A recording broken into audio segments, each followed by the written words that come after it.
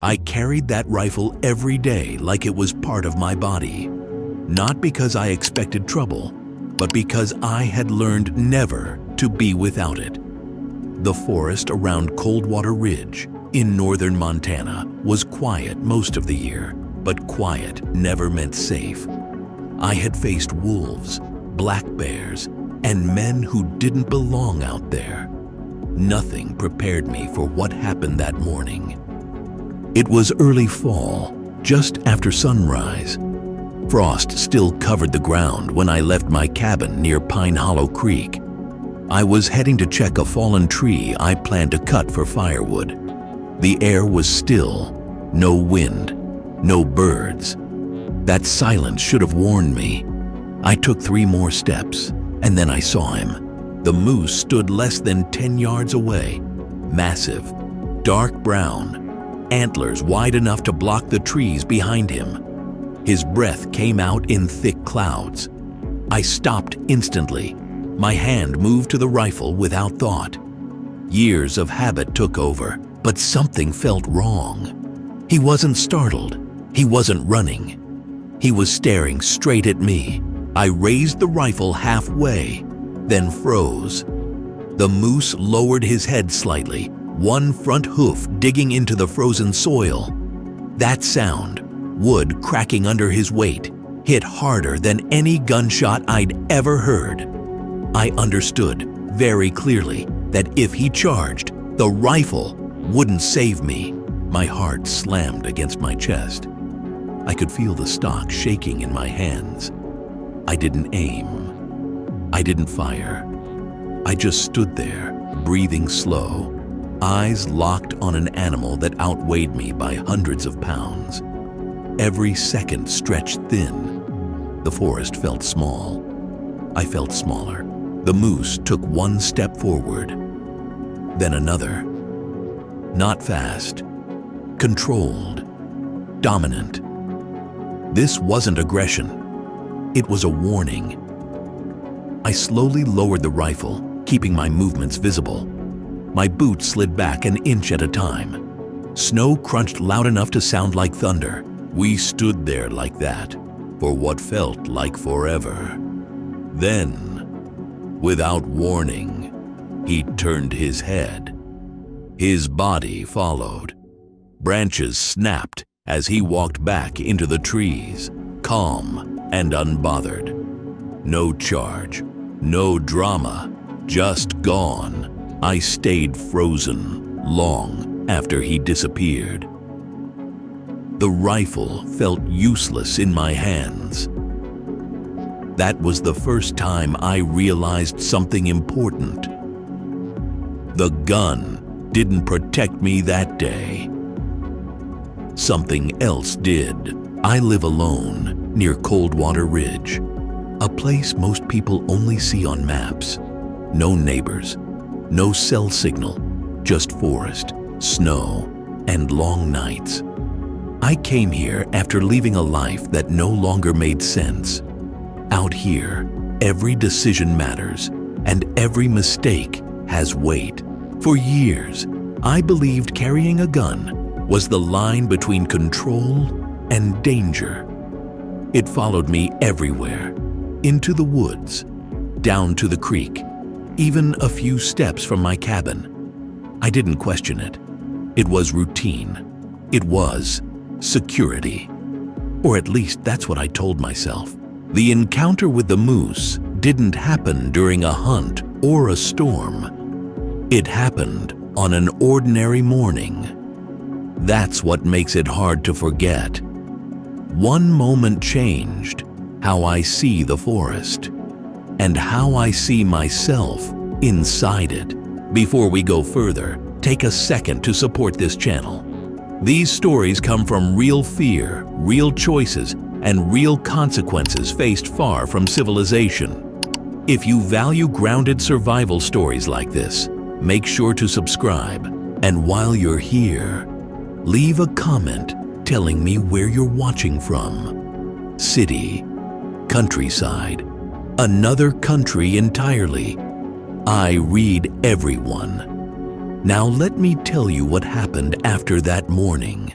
The morning started like dozens of others. I woke up before the sun, the cabin still dark, the stove cold.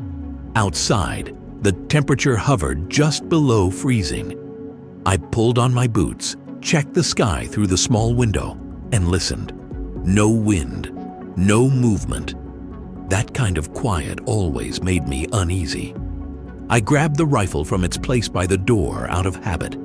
It felt heavier than usual, the metal cold against my palm. I stepped outside and locked the cabin behind me, the wood creaking under my gloves. Frost covered the ground like glass. Every sound carried too far. The trail toward Pine Hollow Creek narrowed as I moved deeper into the trees. The forest smelled sharp and clean. My breath came slow, steady. I wasn't hunting. I wasn't expecting anything. I was thinking about firewood, about the coming winter, about how much time I had before the first real snow. That's when I crossed the line I didn't know was there. One step past a bend in the trail, the world changed. The shape in front of me wasn't a tree. It moved. It breathed. The moose stood there, massive and still, blocking the path like a wall of muscle and bone. I stopped so fast, my heel slipped. The distance between us was nothing. His eyes were dark and fixed on mine. Steam rolled from his nostrils. I lifted the rifle halfway, finger near the trigger, every instinct screaming to finish it before it finished me. But he didn't rush. He lowered his head slowly, deliberate. One hoof scraped the frozen ground, sending a crack through the air. That sound cut deeper than fear. It wasn't a threat, it was a statement. This was his ground. I was the mistake. My hands started to shake. I tightened my grip, then loosened it. I knew the truth before my mind accepted it. If I fired and missed, I'd be dead. If I fired and hit him, I might still be dead.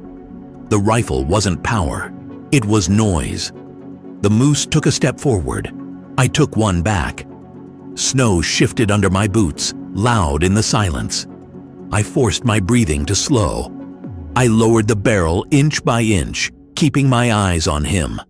My legs burned, ready to run, but I didn't turn. When he finally turned away, it wasn't relief I felt. It was clarity. The forest hadn't tested my aim. It had tested my restraint, and I walked back toward my cabin, knowing something inside me had already changed.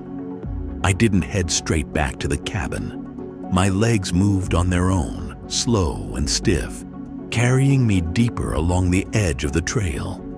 The forest felt different now, closer, heavier. Every snapped twig sounded deliberate, like a warning meant only for me. I kept the rifle low, no longer a shield, but a weight. My eyes scanned constantly, not searching for the moose, but fearing the moment I'd see him again. The thought that he might still be nearby pressed against my chest harder than the cold air. The terrain sloped downward toward a narrow clearing I knew well. I had crossed it 100 times. Now it felt exposed, like stepping into open water. I paused at the tree line, listening. Nothing. No birds. No wind. Just my heartbeat, loud and uneven. Halfway across the clearing, I saw fresh tracks, deep, wide. The snow around them was crushed, still sharp at the edges. He hadn't gone far. My stomach tightened. I realized I was standing exactly where I shouldn't be, between the forest and whatever path he was using. A low sound rolled through the trees. Not a roar, not a call. A heavy exhale. My blood turned cold. I turned slowly, careful not to slip. He stood at the far end of the clearing, closer than before, body angled toward me. He hadn't left. He'd circled. I raised the rifle again, higher this time, but my arms felt weak. The moose lowered his head and took a step forward, then another. The ground trembled under his weight. This wasn't curiosity anymore. This was pressure. I backed toward the trees, step by step, boots sliding, muscles screaming. I could feel panic clawing at my throat. I kept my eyes locked on him, refusing to turn my back. My finger rested outside the trigger guard. I knew firing would end everything, one way or another. At the edge of the forest, he stopped. He held there, chest rising and falling, eyes burning into mine. Then, slowly, he turned his body and moved away, branches snapping as he vanished into the timber. I stood shaking, rifle lowered, realizing the forest had just given me a second warning, and it wouldn't give a third. I didn't hear him leave. That was the problem.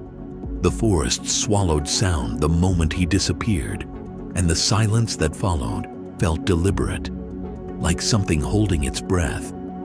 I stayed where I was, muscles tight, eyes burning from refusing to blink. I forced myself to move. Standing still too long out here was a mistake. I shifted sideways through the trees, careful not to snap branches, every step chosen. The rifle hung low, useless weight dragging against my arm. I wasn't afraid of the moose anymore. I was afraid of not knowing where he was. The trees thickened as I climbed toward higher ground. Visibility dropped to a few yards. That's when I noticed the tracks again, parallel to mine. Fresh, deep.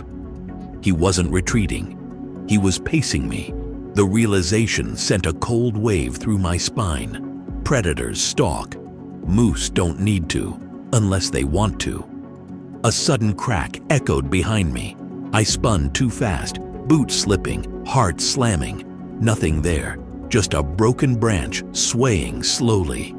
I could feel my pulse in my ears. The forest felt smaller now, like walls closing in. Another sound followed. Heavy steps, slow, measured, not charging, not rushing. He wanted me to know he was there. The ground trembled faintly with each movement.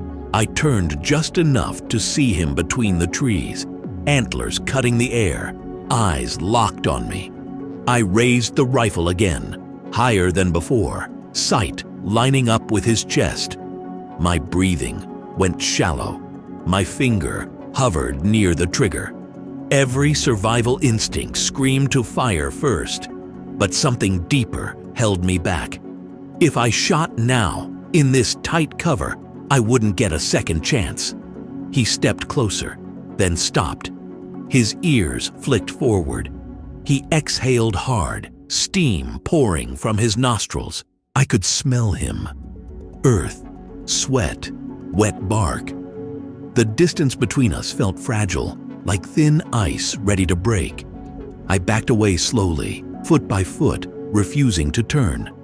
The trees snagged my jacket, my calves burned. I knew one stumble would be enough. The rifle stayed trained on him, but I understood the truth fully now. The weapon wasn't stopping anything. It was only making noise in my head. When he finally turned and vanished into the trees again, the threat didn't leave with him. It stayed in the air, heavy and unfinished. I stood there long after, realizing this wasn't over. The forest wasn't done teaching me yet. I finally reached a stand of thicker trees and stopped. My lungs burned, not from running, but from holding myself together. I leaned one hand against a trunk, feeling the rough bark under my glove. The forest hadn't calmed. It had settled, like something satisfied, for now. I stayed there longer than I should have. Every instinct told me to keep moving, but my legs wouldn't listen. I realized I was waiting, not for safety, for permission, for the forest to decide whether I could leave. That thought scared me more than the moose ever did. When I moved again, I changed how I moved. Slower, quieter, I stopped fighting the silence and started listening to it. The snap of ice, the weight shift of snow falling from branches, the distant knock of wood somewhere far off. The forest wasn't empty. It was full of signals I'd ignored for years. The rifle felt wrong now, not heavy, out of place. I loosened the sling and let it hang lower, almost dragging. For the first time since I'd moved out here, I questioned what it actually gave me, confidence or blindness. I had trusted it more than my awareness. I found myself back near Coldwater Ridge, close to the path that led home. That's when I saw him again. Not close, not far. Standing uphill, partially hidden, watching. He didn't move. He didn't threaten. He simply existed, solid and unchallenged. I froze, but something inside me didn't. I didn't raise the rifle this time. I didn't even touch it. I stood straight and still, letting him see me clearly. My heart hammered, but my hands were steady. I lowered my eyes slightly. Not submission, not defiance, just acknowledgement. I belonged here only if I respected that I didn't own it. The moose held his ground for a long moment, the longest yet. Then he turned his head, slow and deliberate, and walked away uphill, deeper into the trees. No warning, no test, just a decision. And I understood it wasn't mercy, it was judgment. I stood alone after that, colder than before but clearer. The fear hadn't vanished, it had changed shape. I finally understood that surviving out here wasn't about being armed. It was about knowing when you were being tolerated. And I walked back to my cabin, knowing I'd crossed a line I could never step back over. I didn't rush back to the cabin. I took the long way down the ridge, moving carefully, checking every angle. The forest still felt alert, like it hadn't fully turned its back on me yet. I kept expecting to hear him again, to feel the ground shake under my boots, but it never came. When the cabin finally came into view, I stopped at the edge of the clearing. Smoke from the chimney drifted straight up into the cold air. Everything looked normal.